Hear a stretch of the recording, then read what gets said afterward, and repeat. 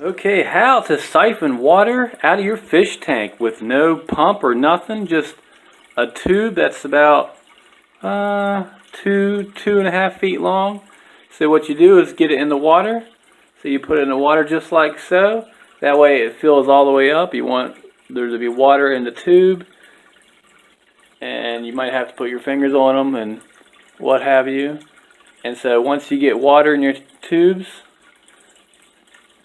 put your fingers in both of them like so, and down here. Alright, so you put one end down into your container and the other end up high.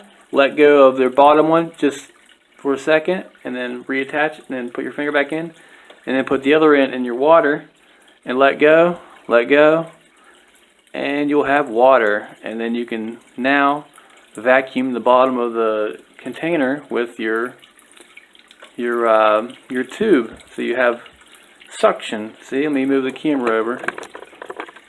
Oh my goodness, see now you have one end where you can suction and the other end where you have water coming out. That's all you gotta do. Alright, that's how you suction water out of a fish tank. Have a great day.